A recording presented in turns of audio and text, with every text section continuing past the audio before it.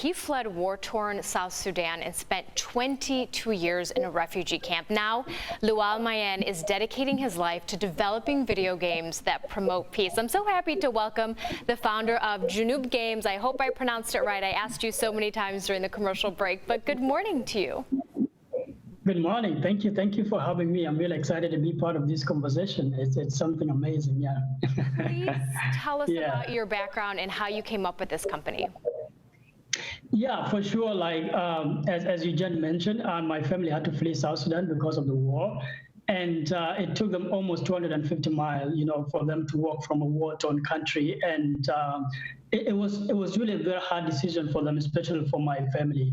They were not people who just wake up in the morning and leave what they love. When they were living in South Sudan because of the war, like a lot of people, people were killed, people were like displaced. They left what they love and they had to find a place of refuge. As my family was fleeing the country, I was actually born on the way as my family was almost reaching the place of refuge between northern Uganda and South Sudan. So I was born on the way as my family was fleeing the war. So it was not an easy moment. And for even my mother, for her to give birth on the way and also carrying children, I have other siblings, it was a journey of life and death. It was a journey whereby it was just hard for them to become refugees. It was just hard for them to leave what they love. And throughout my years, when I was living in the refugee camp, I had so many experiences. I have a lot of past. I have a lot of things that I felt that the world should understand. And a lot of people think about like refugees as a burden to the society, but they were not.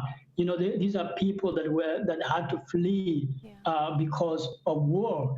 And living in the refugee camp, it wasn't easy for us. There was no, health, good health. There was no better education. There was it was just being like living in a dark room, a place that has been locked. And a lot of people think that, we refugees are there for like a few years. I've lived there for like 22 years of my life. My family, I've lived there for like 25 years.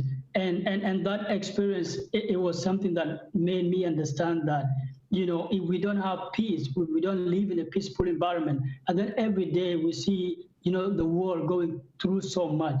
And that is why I realized that true peace is something that is built over time. And that's why I thought about like making game for peace and conflict resolution. How did gaming come into play? I mean, did you start picking up playing video games? No, I remember, when I was living in a refugee camp, like I never thought like video games are created by people. I thought they fall from heaven or something like that, because like there was no education, there was nothing that I could really imagine that I can be able to even go to school and develop video game. But I remember one day when my mother spent 3 years looking for $300 to buy for me a computer. So my friend installed for me a video game called Grand Theft Auto. So when I opened Grand Theft Auto and I played, that moment, it was the moment that really, the first thing that I thought was, wow, games are so powerful. Games are something that can be able to engage people. If I did not play Grand Theft Auto, I wouldn't be making game today, because I feel like games are not like movies where you sit on your couch and watch a movie. Yeah. When you play a video game, you're making decisions. Yeah. And as I mentioned before, as this event coming up by San Diego Diplomacy Council, this is an event that bring people that are actually thinking about the power of video game and what video game can be able to do and contribute and bring communities together. So, and that's why I feel like games are really so powerful. Yeah. People are looking down on games that, game promote this, game does this, but they're really very powerful tool that we can be able to use to bring the world closer together and be able to help people understand the experiences and even thinking about empathy.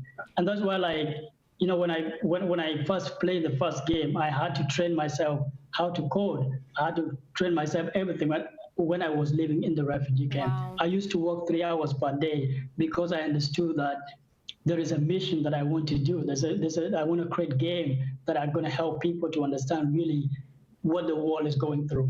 I love this so much. You're right. People do look down on games, but they really connect people from all over the world. You're using your cognitive skills. You're connecting. Now, Salam is the game you created. It's a high-tension runner game, and it puts players in the shoes of a refugee where they're forced to flee.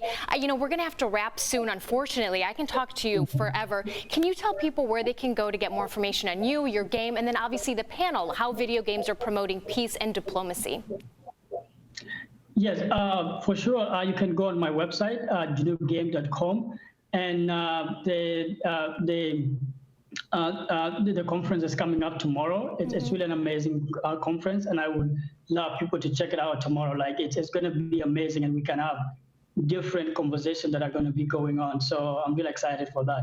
You are a smart, creative person, and we thank you. You're doing such great things. So keep it going, and don't let people bash video games. You stand up for them.